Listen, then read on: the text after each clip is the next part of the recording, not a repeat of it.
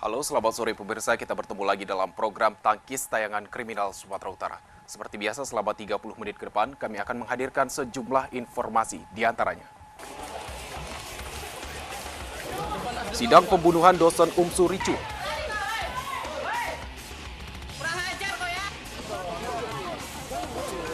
Pembobol rumah kosong babak belur.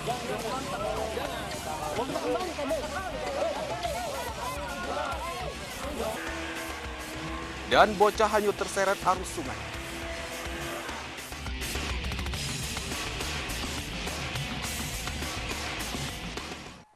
Ya, di samping 3 berita utama tadi, juga akan kami hadirkan sejumlah informasi kriminal lainnya untuk Anda. Segera kita buka tangkis lengkapnya.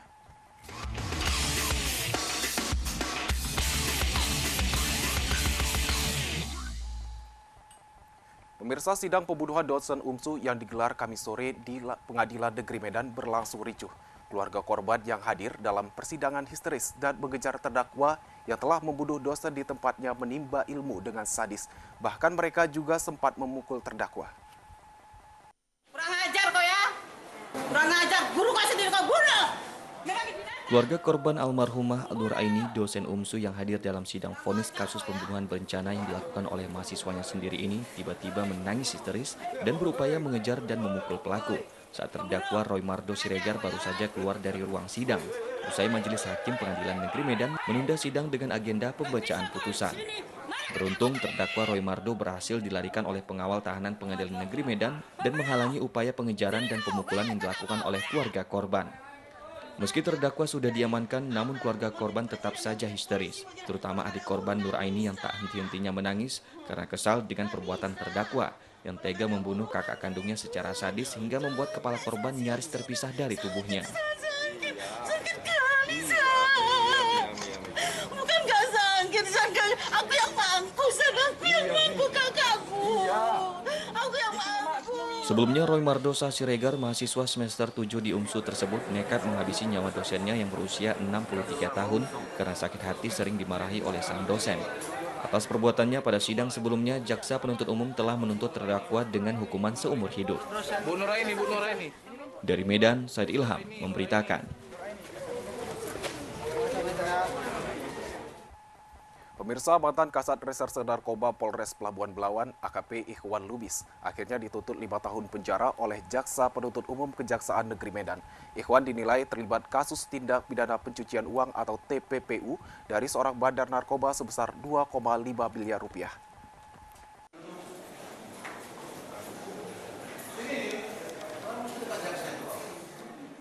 Sidang dengan agenda pembacaan tuntutan yang berlangsung 15 menit di Pengadilan Negeri Medan Kamis siang, Jaksa Penuntut Umum JPU Kejaksaan Negeri Medan menuntut terdakwa AKP Ikhwan Lubis dengan hukuman 5 tahun penjara serta denda sebanyak 1 miliar rupiah subsidiar 1 bulan kurungan.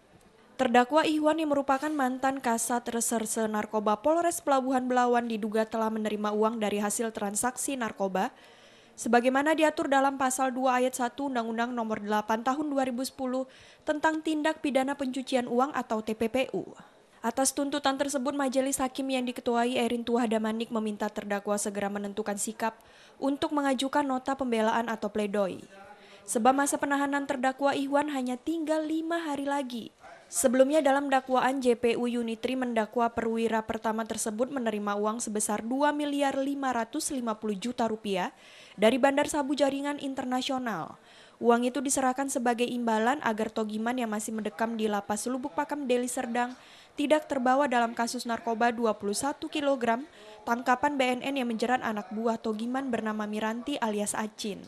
Di tengah pengembangan kasus tersebut, BNN menemukan aliran sejumlah uang dan akhirnya menangkap Kasat Narkoba Polres Belawan pada April 2016 lalu. Dari Medan, Said Ilham memberitakan. Bang gimana bang?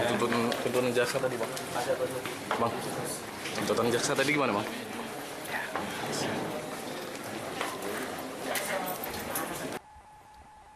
Ya, pemirsa, 4 tersangka bandar narkoba berhasil diringkus Kepolisian Polres Metro Jakarta Barat bekerjasama dengan Polda Sumut dan Polres Asahan di Jalan Lintas Sumatera Kisaran Asahan Kamis malam. Selain menyita 7 kg sabu, 2 tersangka mengalami luka tembak di kaki saat berusaha kabur dari kejaran petugas. kejar-kejaran gitu orang.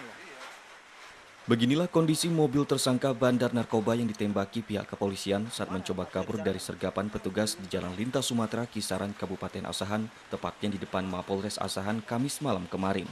Puluhan butir peluru terpaksa dilepaskan ke arah mobil tersangka karena hendak menabrak petugas. Akhirnya mobil tersangka mengalami ringsek bagian depan setelah menabrak belakang truk.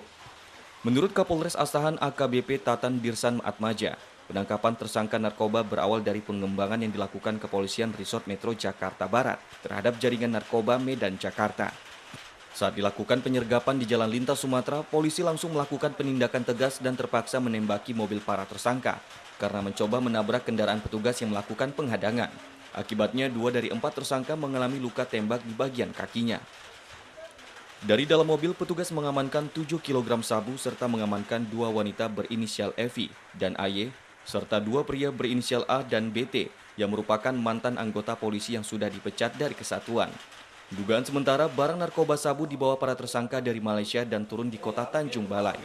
Jadi, tadi pukul 21.00, tim gabungan Polres Metro Jakarta Barat, kemudian Polda Sumut, kemudian Polres Asahan dari fungsi narkoba melakukan dari Polres Metro Jakarta Barat dari Sat Narkobanya melakukan penggerebekan terhadap 4 orang pelaku tindak pidana narkotika.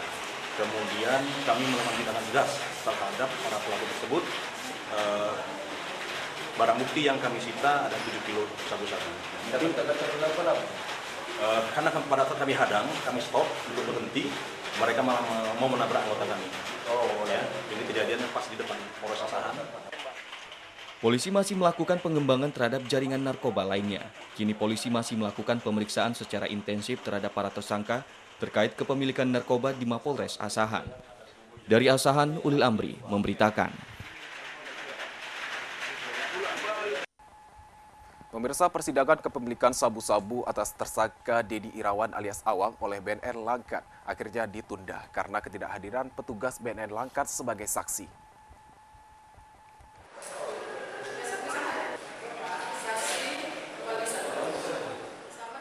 Persidangan terhadap tersangka kepemilikan barang bukti sabu-sabu di Pengadilan Negeri Langkat terpaksa ditunda karena saksi dari Badan Narkotika Nasional Kabupaten Langkat tidak hadir dalam persidangan.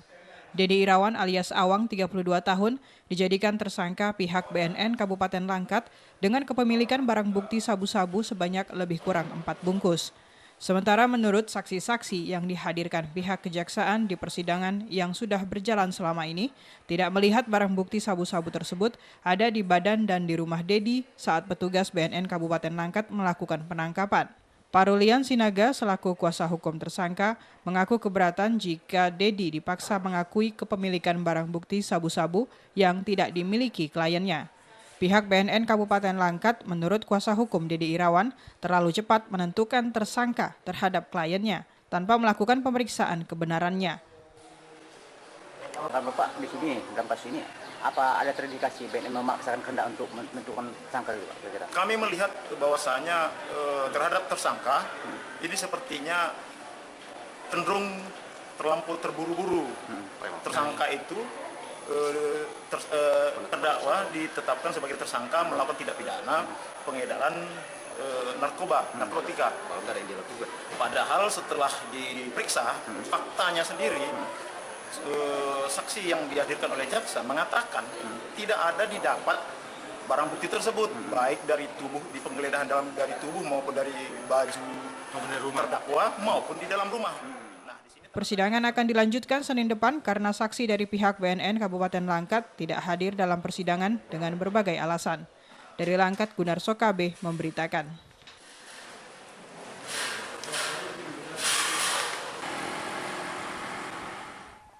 Spesialis pembobol rumah kosong dihajar warga. Informasi selengkapnya akan hadir sesaat lagi, tetap di Takis.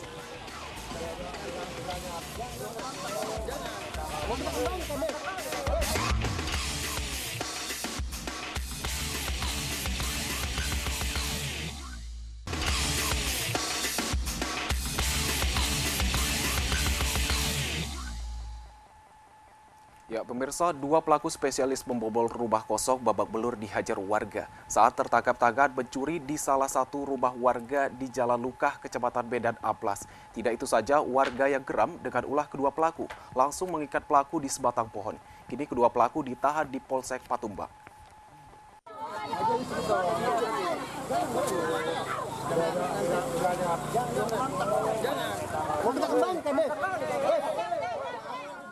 Kedua pelaku pencurian spesialis rumah kosong ini tergolong nekat karena keduanya beraksi di siang bolong. Alhasil, aksi mereka diketahui salah seorang warga yang melintas dan melihat pelaku sedang membawa barang curian dari salah satu rumah warga yang saat itu ditinggal penghuninya. Untuk menghindari amukan warga, salah satu pelaku berupaya kabur dengan bersembunyi di bawah meja dapur milik warga. Namun naas, persembunyiannya diketahui oleh warga yang berusaha mengejarnya. Warga yang geram dengan ulah kedua pelaku langsung menghajar kedua kawanan pencuri ini hingga babak belur, lalu mengikat keduanya di sebatang pohon yang tak jauh dari tempat kejadian. Menurut warga, aksi nekat kedua pelaku sudah sering kali dilakukan di sekitar pemukiman warga, namun baru kali ini berhasil ditangkap. Salah seorang saksi mata, Aisyah, mengatakan awalnya dirinya melihat kedua kawanan pencuri ini masuk ke dalam rumah tetangganya sekitar pukul 10:30 waktu Indonesia Barat saat pemilik tidak berada di dalam rumah. Keduanya juga sudah sering dilihat saksi mengintai rumah warga di saat ditinggal pergi.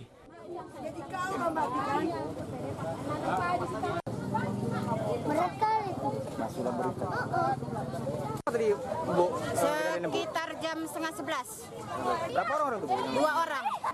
Apa aja yang diambil, Bu? Yang di sini gitar, semalam masuk tas sandang. Ya, orang kampung ini bilang dia yang selalu dari jam 2 sampai jam 3 dia yang selalu lewat setiap malam. Dari tangan kedua pelaku diamankan satu buah gitar elektrik dan tas sandang milik warga. Untuk mempertanggungjawabkan perbuatannya, warga langsung memboyong kedua pelaku ke Polsek Patumbak. Dari Medan, Husni Fauzi, kontributor MNC Media, melaporkan. Pemirsa, setahun lebih buron pelaku aksi perampokan rumah di kawasan perumahan elit Bijay Indah akhirnya berhasil ditangkap kepolisian Polres Bijay. Tersangka si Brawai ditangkap di persembunyiannya di kawasan Kota Kutacane, Provinsi Aceh.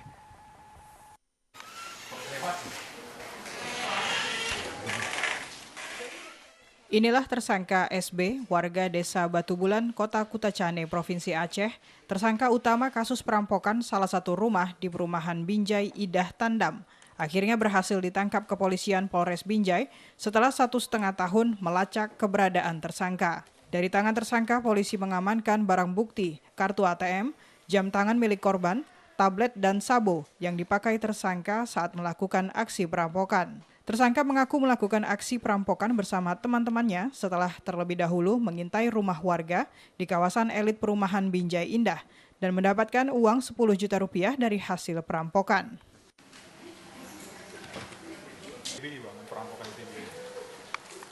Semuanya pelakunya berapa orang? 7 orang, Pak. 7 sama abang 8. Iya. Itu semuanya orang mana, Bang? Itu orang Kota Cane juga semua. Semua orang Kota Cane. Iya. Terusnya untuk targetnya itu siapa yang merencanakan? Pak Timin, Pak. Orang dari mana, warga mana? Orang Kota Cane juga, Pak. Jadi targetnya rumah itu bagaimana caranya, Bang? Memang Pak Timin itu udah berapa hari kemudian dia udah menggambar rumah itu, Pak. Akibat perbuatannya, tersangka bakal mendekam di dalam penjara selama 12 tahun sesuai pasal 365 KUHP. Ya benar, kemarin kami amankan pelaku 365, inisial SB, di mana kami jerat SB ini 365 dengan ancaman hukuman 12 tahun penjara. SB ini kami amankan di Aceh Tenggara. Dalam hal ini tersangka dalam aksinya sebagai apa? SB ini adalah otak pelaku, di mana sebelumnya sudah kami amankan 1 orang dan DPO 3 orang lagi. SB ini selaku otak pelaku dari rekan-rekannya. Setelah menangkap otak pelaku perampokan, kini polisi mengejar 3 tersangka lainnya yang merupakan kawanan perampok yang dipimpin tersangka. Dari Binjai, Muhammad Jainal Tanjung memberitakan. Pemirsa, kami akan kembali dengan informasi kriminal lainnya. Tetap di Tangkis.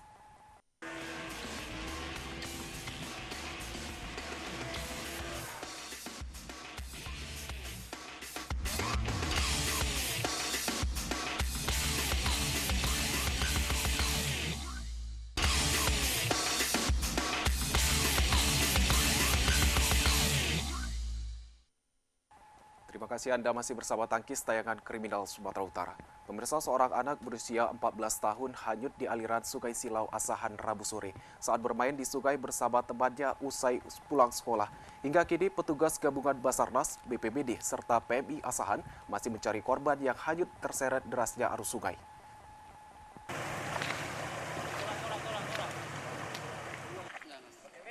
Dengan menggunakan perahu karet, petugas gabungan Basarnas, BPBD Asahan, serta PMI Asahan terus melakukan pencarian terhadap korban Dola Sayuti Sirait, 14 tahun, yang hilang terseret arus Sungai Silau saat mandi-mandi bersama teman-temannya Rabu sore kemarin. Pencarian petugas pun dipusatkan tidak jauh dari lokasi hanyutnya korban dengan melakukan penyisiran di pinggir aliran sungai. Sebelum hanyut, korban sempat bermain bersama teman-temannya di aliran Sungai Silau. Namun karena derasnya arus sungai membuat korban yang tidak bisa berenang hanyut terseret arus sungai. Menurut Samsiah, Ibu Dola Sayuti Sirait, sebelumnya korban usai pulang sekolah sempat meminta uang jajan dan katanya ingin bermain-main bersama temannya. Namun dirinya tidak menyangka anaknya akhirnya hilang terseret arus sungai di sekitar tangkahan pasir. Sebelumnya dia lagi ngapain gitu? Ya, memang dia baru pulang sekolah itu kan makan, habis makan minta duit, dia katanya main-main ke sana daerah. Pokoknya ke atas lah gitu. Dan tiba-tiba kok habis maghrib orang datang mengabari kemari. Katanya, Bu, Sayuti anyut. Gimana anyutnya? Di tangkan pasir, dia sendirian. Begitulah ceritanya. Dia saat itu bermain sama teman-temannya gitu? Iya. Hingga pagi ini petugas masih terus melakukan pencarian terhadap korban. Dan pencarian ini akan terus dilakukan hingga 3 hari ke depan. Dari Asahan, Ulil Amri memberitakan.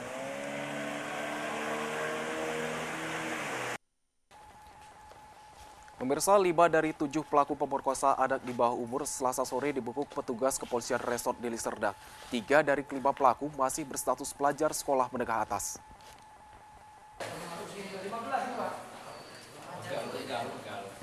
Mantan. Kelima pelaku ini masing-masing JM, AL, MM, RO, dan FR yang ditangkap di rumah kediaman mereka masing-masing warga Kabupaten Deli Serdang. Sementara 2 tersangka lainnya yakni DS dan HS kini masih dalam pengejaran petugas kepolisian. Penangkapan kelima pelaku berdasarkan hasil laporan korban RJ kepada petugas kepolisian Resort Deli Serdang pada 4 Januari lalu. Saat itu korban ditemukan oleh warga dalam kondisi tidak sadarkan diri tanpa busana di dalam parit di Desa Pagar Merbau, Lubuk Pakam. Oleh warga, korban langsung dilarikan ke rumah sakit guna mendapatkan pertolongan. Setelah kondisi korban mulai pulih, korban didampingi oleh kedua orang tuanya lalu melaporkan kejadian yang menimpa dirinya kepada petugas kepolisian. Pelaku 7 orang, 5 yang sudah berhasil kita ringkus, 2 masih DPO. Macam mana bisa si korban itu mengadu gitu, Pak? Saat itu siapa yang menemukan atau gimana polisi bisa mengungkap itu? Ya, jadi ada warga yang menemukan dia setelah dilakukan cabul kemudian didorong ke paret dan ditinggal sendirian di sana dalam keadaan tidak berbusana. Menurut laporan korban, kejadian ini berawal saat korban diajak oleh salah satu pelaku berinisial RO menonton pertunjukan hiburan keyboard di Desa Beringin dengan sepeda motor pelaku. Usai menonton, korban lalu dibawa paksa ke perladangan sawit Taman Buah, Desa Pagar Merbau bersama 6 pelaku lainnya. Di lokasi inilah korban kemudian diancam dan diperkosa secara bergilir oleh ke-7 pelaku hingga korban jatuh pingsan. Melihat korban tak sadarkan diri, ke-7 pelaku lalu membuang korban ke parit dan korban baru tersadar ketika berada di rumah sakit. Dari Deli Serdang, Amiruddin memberitakan.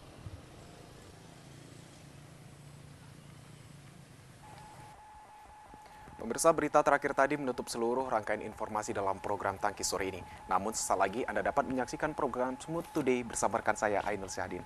Baik Ainul, berita apa saja hari ini? Ya baik, terima kasih Rio dan juga pemirsa. Tentunya tim redaksi Smooth Today sudah menyiapkan beberapa informasi menarik di antaranya. Sidang pembunuh dosen UMSU ricuh. Jalan terputus akibat longsor. Mengintip pembuatan cemilan dari ubi. Ya, dan informasi selengkapnya dapat Anda saksikan sesaat lagi. Kembali ke Dario. Terima kasih Ainul. Dan pemirsa, demikianlah program Tangkis untuk hari ini. Ingat, tayangan kriminal bukan untuk dicontoh, tetapi membuat kita agar lebih waspada. Jaga keluarga Anda dan jauhi narkoba. Atas nama kerabat kerja yang bertugas, saya Rio Rianto mengucapkan terima kasih atas perhatian Anda dan sampai jumpa.